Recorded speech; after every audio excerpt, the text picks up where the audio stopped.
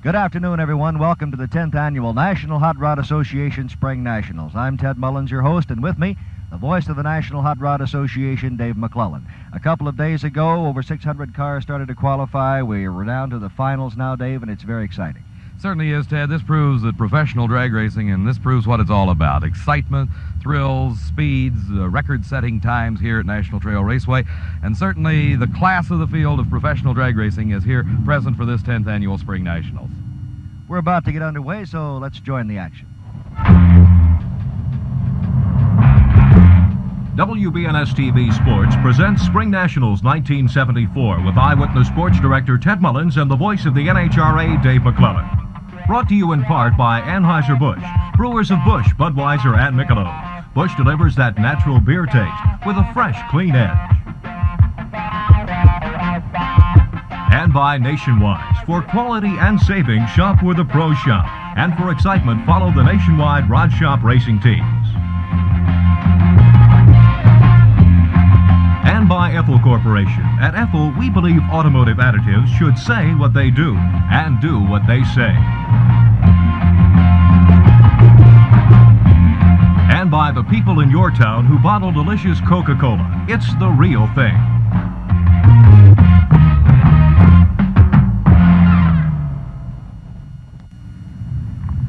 Starting right out with the nitromethane burning monsters, the top fuel eliminators, and Carl Olson of El Toro, California, against Sarge Arciero of Broomall, Pennsylvania. Should be a good matchup there. Certainly should, Ted. This is Sarge Arciero. The car is called the Jade Grenade, and one of the finest racers from the East Coast area. Of course, Carl Olson, a former Winter Nationals champion, and really one of the top racers from throughout the West Coast, is here at the Spring Nationals trying to annex another NHRA national title. Carl Olson's had a very successful campaign as a top fuel. Yes, he has. He drives for his partner Mike Cool, the team of Cool and Olson. They've won the Winter Nationals. They won the famed Bakersfield March Meet, which is one of the more spectacular top fuel eliminator races throughout the country. Sarge Arciero, a very capable driver. They've had their share of bad luck, ups and downs throughout their career. But right now, they're the first race in the first round of top fuel eliminator. We're starting to stage very carefully. We'll explain the staging situation, and they're off, and it looks like a pretty good matchup for the first race of the afternoon. Very close race at this point, as you can see, crossing the finish line. It's Carl Olson there first. Time of 6.28. Our next pair pits a fellow from Enid, Oklahoma, Mike Wagner. He's doing his burnout right now, and we'll talk about that in a little bit. And an Ohio resident, Paul Longenecker from Arcanum. What do these engines produce as far as horsepower is concerned? Ted, you would probably be accurate in saying anywhere from 1,500 to 2,000 horsepower come from these nitromethane burning and supercharged dragsters. The engines now with cubic inch displacements nearing 500 cubic inches. Mike Wagner and Paul Longenecker. Again, a very careful stage and a good start. And the winner, Mike Wagner, a time of 6.34, 225 miles an hour. Now our next matchup, John Wiebe of Newton, Kansas. He'll be in the left lane against Ronnie Martin of Arlington, Texas. John Wiebe is the defending champion in top fuel. Yes, he is. He won it all here 1 year ago, defeating Don Garlitz in the final run. John Wiebe hails from Newton, Kansas, a professional drag racer. The car powered by the Donovan engine. There are 3 specialty engines that are in use today. Here we see a burnout in slow motion. You can see the tires grow. The purpose of the burnout to warm the tires, to get them as soft as possible, also as clean as possible, to provide them with the traction necessary to propel these cars through the quarter mile. Here's the staging sequence. Both cars pre-staged, now staged. Ronnie Martin, you saw a shot of him. John Wiebe hesitating momentarily there. Losing something. And what a close race. 6:59 losing for Ronnie Martin. 6:62 the winning time for John Wiebe. And here in slow motion, we'll talk about how you can go slower and yet win the race. You saw the smoke coming up from the tires of Ronnie Martin's. That means he's losing time as he goes down that quarter mile. And John Wiebe playing catch-up and caught him. Our next race, Herm Peterson of Paulsbo, Washington. He'll be in the right lane against Dick LaHaye of DeWitt, Michigan. This is is a shot of LaHaye, and here is Herm Peterson. You see how the drivers are encased in this roll cage, a protective cage built around the drivers. They're staging, of course, all the cars doing burnouts and picking up the action as they leave the starting line. Dick LaHaye and Herm Peterson. Looked like LaHaye had the hole shot or the jump off the line. Very Herm close. Peterson, very close. Time of 6:30, winning time for Herm Peterson. Herm Peterson, of course, on the comeback trail after a very severe accident a year ago. He is probably to drag racing what Salt Walther is to championship car racing. Here you see exactly how close it was. Herm Peterson just barely nipping him. That line across the left edge of your screen is the finish line. This matchup should be a fine one. Gary Beck of Edmonton, Alberta, Canada, against Flip Schofield of Escondido, California. Gary Beck, the national champion for 2 years in a row. He is the current national champion. He won the Winter Nationals race and was runner-up at the recent Gator Nationals thus far in 1974, and is probably the hottest thing going in the Top Fuel racing right now. Flip Schofield, another fine driver from California, qualified here at this 10th annual Spring Nationals. I would say he lost a lot of traction there, Dave. A lot of smoke coming up as Gary Beck takes it with a time of 6.09, 230 miles an hour. At 6:09, the lowest time thus far, is our next pair coming into the burnout area.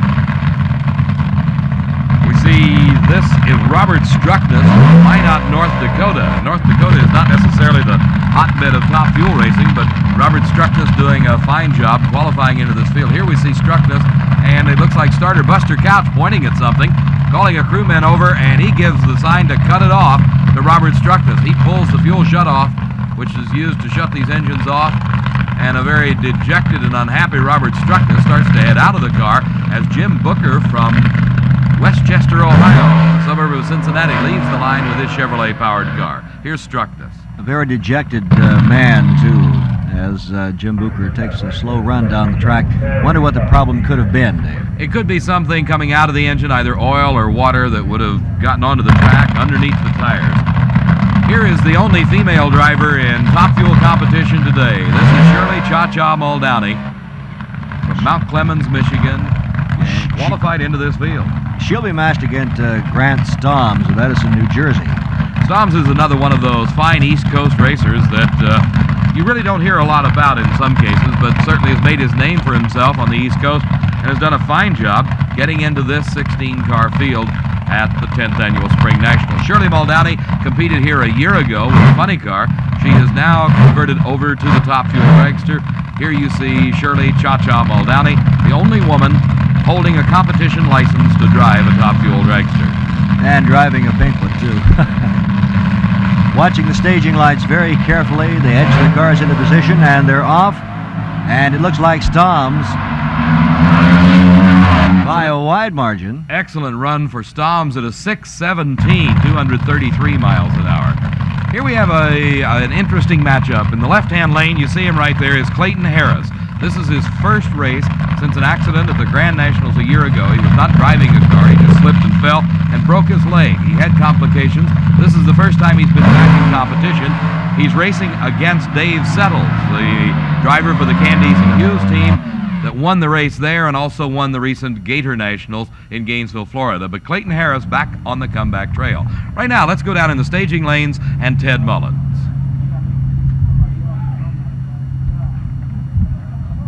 Shirley, I think the first question is, are you a women's liver? Yeah, Ted, I'd have to be being the only gal in this game. Do they give you some rough times back in the pit there? Not today. Years ago, they used to. How did you get started in drag racing? Heavy street racing on the streets about 16 years ago. And then you advanced to funny cars, I believe, last year, weren't you? Yeah, well, I went to gas dragsters first, and then a dual-engine car, and then into the fuel-burning funny car. I had a lot of success the first year. And I took the test for the fuel-powered digger and got that license last year and came along to a new car this year. It must give you quite a feeling of accomplishment to know you're the only licensed woman to drive a Top Fuel. Yeah, because I told that to a friend of mine, Pete Robinson. He's gone now, but I told him someday I'd be the first, and I'd be the first to go 200 and 225, and I did so, and I'm pretty proud of it. Do you worry about anybody breaking your time? No, I think it'll be a little while before you see another gal. Now we move into the funny car eliminations, possibly not the most dangerous, but certainly the most exciting to watch. And this matchup will pit Don Prudhomme of Granada Hills, California, in a 74 CUDA against Charlie Thurwanger of Dallas, Texas, also in a 74 car, this one a Vega. Without question, Ted, these are the most exciting things to watch in drag racing, as the fiberglass replica bodies give the fan something to cheer for as far as product identification. In this case, the Plymouth Barracuda against the Chevrolet Vega, but also the superstars, Don Prudhomme, involved in this race against Mike Burkhart's Vega, Charlie Thurwanger up in smoke. Lost the traction, so it'll probably be all for naught in this one as Don Prudhomme crosses the line at 6.42, 215 miles an hour. Here we see it in slow motion. He gets off the line all right, and right there you see this cloud of smoke billowing out behind, that coming from the tires as they start to spin. He loses traction. Prudhomme not missing a beat, his engine performing magnificently, puts it through the quarter mile at a fine 6.42. Prudhomme has just been dominating funny car action throughout the year thus far. Ed McCulloch, shown here of Fresno, California, a 74 Dodge Sport. He'll go against Paul Smith of Boynton Beach, Florida. He'll be in the left lane, McCulloch in the right lane. There we saw a good example of how the mechanics and the driver get in and out of these cars. The body raises up from the front, the engine, the tubular chassis, all the fire equipment, the fire bottles, and you see here the face mask, the breather mask, and the full fire suit required of all the drivers in these funny cars and in many other types of competition cars in NHRA competition. They also carry bottles of Freon in the car, 2 bottles, one on each side of the engine in case of a fire. Yes, Ted, these can actually be located in any position. They were located there in this Revolution car of Ed McCulloch on either side of the engine and attached to the chassis, but they are loaded with Freon, and in case of the fire, of engine explosion or fire, the driver just simply hits a button. The Freon is plumbed throughout the body of the car into the driver's compartment and also into the engine to extinguish any fire. Pre-staging lights go on as the drivers inch closer to the starting line. Now we have stage for both cars. And a good start. This should be exceptionally close. Well, close is hardly the word for it. The win going to Paul Smith at a much slower elapsed time than Ed McCulloch. Must have gotten a much better start. 7 seconds flat to a 6:84 for Ed McCulloch. Here we see a bit of an advantage for Paul Smith. He gets a little bit towards the center line, corrects, comes back in, and it is very close. Anybody's race at this point. You see right there, Paul Smith winning it over Ed McCulloch by less than a fender length. Back at the starting line, Tom Prock of Utica, New York in a 74 Dodge. He'll be in the right lane. This is Paul Radici and Wise out of St. Louis, Missouri in the Chevy Vega. And looking in and seeing Radici, the goggles, the fire mask, the breather mask where they can breathe through those filters and the nitro fumes won't bother them at all. Tremendous concentration at this point. Really, this is where it is all happening, is at the starting line, and these drivers concentrating completely on getting the best reaction time possible. A good race to this point. This will be very close. Some smoke out of the Radici and Wise car, obviously the motor giving him some problems. 6:57 for Tom Prock. And let's take a look at this one again in slow motion. They leave the line together. Things look very good at this point, as you can see. And there it is. Something going awry, the smoke starting to come out, meaning the motor is going away. Tom Prock not having a bit of problem. He goes through in Phil Castronova's car. A name a lot of fans will recognize around the country, Tom McEwen of Fountain Valley, California. He's also known as the Mongoose. Cheryl Greer of Warner Robins, Georgia. He'll be in a 74 Mustang, and McEwen in a 74 Duster.